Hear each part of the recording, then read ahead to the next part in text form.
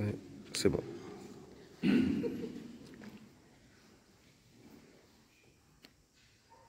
Le Seigneur soit avec vous. Et avec votre esprit. Évangile de Jésus-Christ selon saint Luc. Gloire à toi, Seigneur. En ce temps-là, Jésus parlait aux foules du règne de Dieu et guérissait ceux qui en avaient besoin.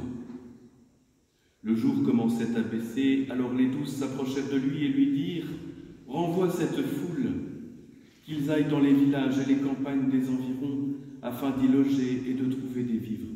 Ici, nous sommes dans un endroit désert. » Mais il leur dit « Donnez-leur vous-même à manger. » Ils répondirent « Nous n'avons pas plus que 5 pains et 2 poissons, à moins peut-être d'aller nous-mêmes acheter de la nourriture pour tout ce peuple. » Il y avait environ 5000 hommes. Jésus dit à ses disciples « Faites-les asseoir par groupe de 50 environ. » Ils exécutèrent cette demande et firent asseoir tout le monde. Jésus prit les 5 pains et les 2 poissons, et levant les yeux au ciel, il prononça la bénédiction sur eux, les rompit et les donna à ses disciples pour qu'ils les distribuent à la foule. Ils mangèrent et ils furent tous rassasiés, puis on ramassa les morceaux qui leur restaient, cela faisait 12 paniers. Acclamons la parole de Dieu. Louange à toi, Seigneur Jésus.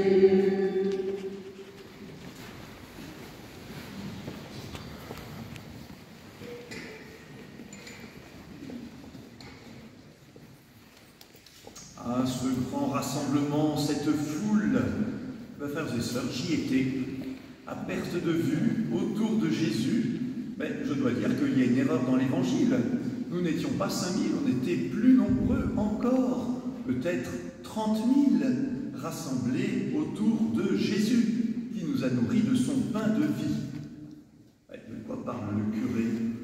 Eh bien, je parle de ce que j'ai vécu il y a 15 jours, à Chambord, le week-end de la Pentecôte. Vous avez entendu parler dans la presse d'un grand rassemblement des scouts, et il y avait effectivement 30 000 scouts, et effectivement nous avons célébré la messe. Et on a eu l'impression vraiment de vivre, de revivre ce grand rassemblement, ce grand repas autour de Jésus. Alors je me suis dit, mais pourquoi on n'a pas lu dans l'Évangile le récit du dernier repas, le jeudi saint? Alors vous me direz, dans la deuxième lecture, saint Paul y fait allusion. Ici, la liturgie a choisi de nous parler un peu d'une sorte de prototype qui n'est pas encore la messe, mais qui annonce la messe. Et on se demandera après, mais quelle différence alors et pourquoi parlons-nous aujourd'hui de la fête du Saint-Sacrement? Alors, cet événement, Jésus qui rassemble les foules, n'est pas la messe. On en a un signe très simple, c'est qu'il n'y a pas du pain et du vin, il y a du pain et des poissons. Merci Seigneur d'ailleurs de ne pas avoir institué l'Eucharistie avec du pain et du poisson, parce que ce serait assez mal pratique à vrai dire. Il faudrait tous les dimanches trouver du poisson, il faudrait, voilà, ça ne se conserve pas si bien que ça. Le Seigneur Jésus sait ce qu'il fait. Mais lors de cette venue des foules autour de Jésus, Jésus va déjà donner les signes de ce qui constitue le cœur de la messe de l'Eucharistie. Et le premier signe, c'est d'être rassemblés autour de Jésus. Et quand les disciples, avec du bon sens, disent « mais on ne va pas pouvoir nourrir tout le monde », disperse-les, Jésus dit non. Parce que le problème d'aller dans les villes et les villages alentours, c'est que la foule va se disperser. Et qu'il n'y aura pas le premier signe de la présence de Jésus, c'est que Jésus rassemble un peuple autour de lui pour écouter la parole de Dieu. Alors, même si les disciples avaient des bonnes raisons, la raison de Dieu est supérieure et elle veut rassembler l'humanité à travers cette foule déjà autour de Jésus. Et puis, Jésus ne veut pas agir tout seul. C'est frappant dans cet évangile.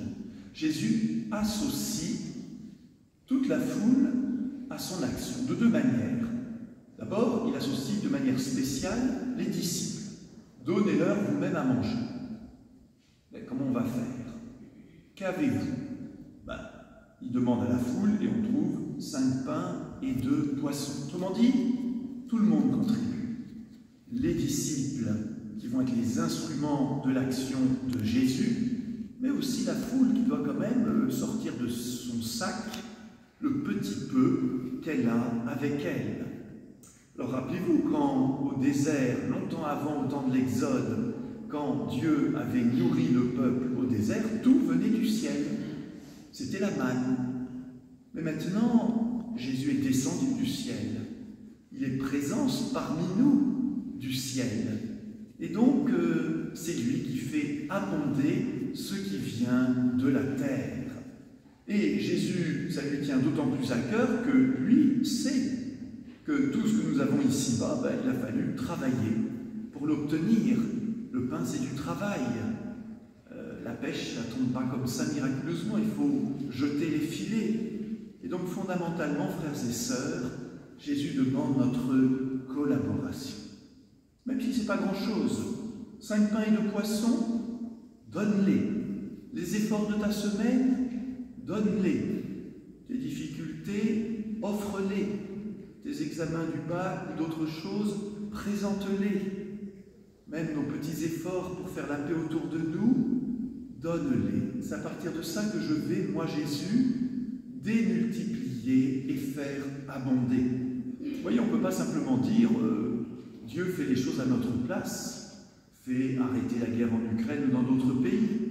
Jésus nous répond, mais vous, qu'est-ce que vous présentez? Quels sont vos petits efforts pour faire la paix? Et moi, je les ferai abonder, je les multiplierai à partir de ce que vous acceptez d'offrir. Pas de pain, pas de poisson, Jésus ne peut rien faire. Et à la messe aussi d'ailleurs. Pas de pain, pas de vin, désolé, on ne peut pas célébrer la messe. Il faut que nous apportions ce pain, fruit de la terre, et ce vin, fruit de la vie, et du travail des hommes. Et du travail des hommes. Alors Jésus a rassemblé, Jésus nous fait coopérer à son œuvre. Maintenant Jésus va pouvoir multiplier. Alors c'est tout le contraire d'un tour de magie. Dans un tour de magie, il n'y a rien, et le magicien sort de son chapeau un lapin, des foulards, des ballons, et on se dit, mais comment il a fait? Il n'y avait rien, il y a quelque chose. Ici, Jésus ne fait pas de la magie. Il fait abonder ce que nous avons apporté.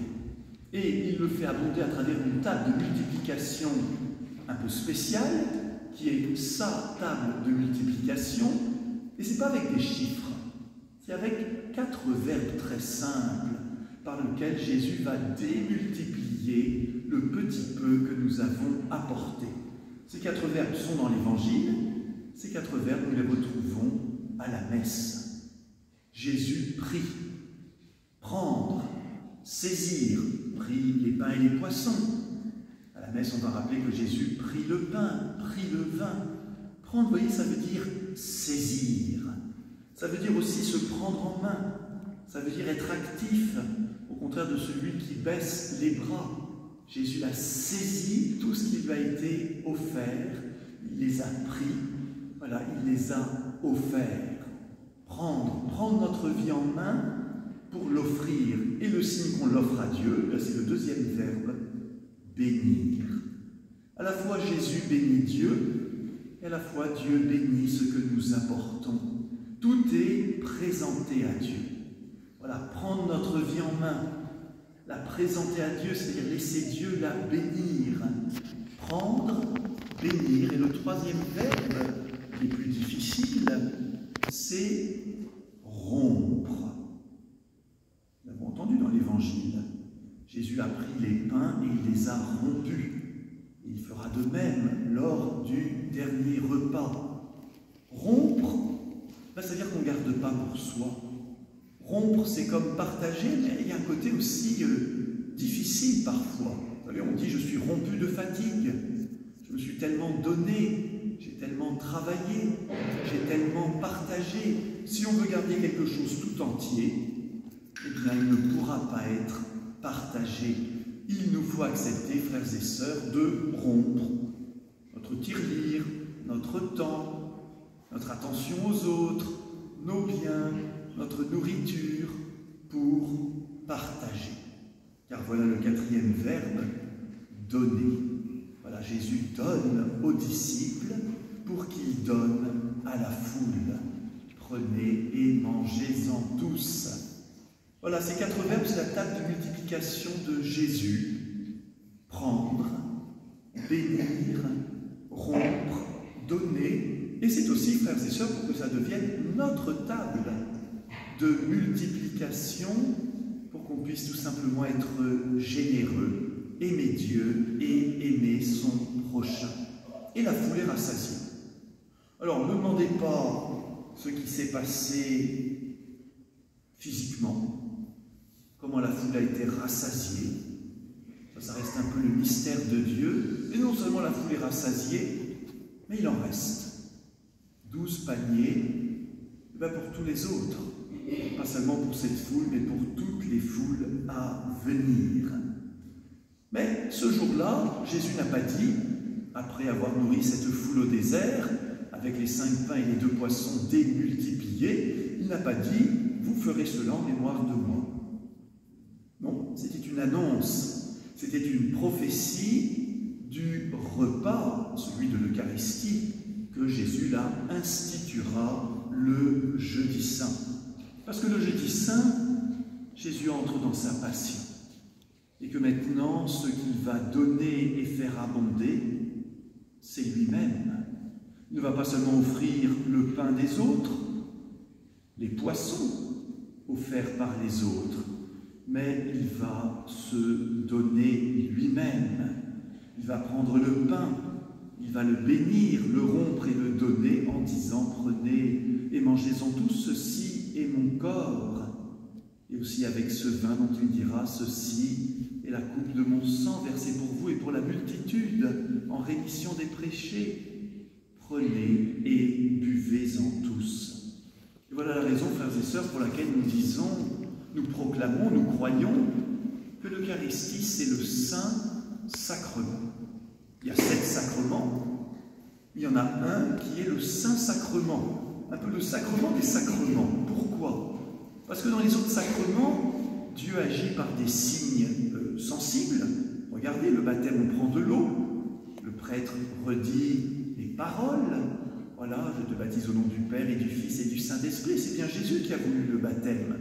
Il a dit à ses disciples, allez de par toutes les nations, baptisez-les au nom du Père et du Fils et du Saint-Esprit. Mais cette eau, elle est un signe plus général de la création. Dieu nous a donné l'eau pour que la vie soit possible. Alors que dans le Saint-Sacrement, les signes qui sont choisis vont directement devenir présence personnelle de Jésus. Et donc l'Eucharistie, c'est le Saint-Sacrement parce que Jésus lui-même se rend présent à travers ces signes. Et ces signes viennent nous nourrir par le pain et le vin consacrés.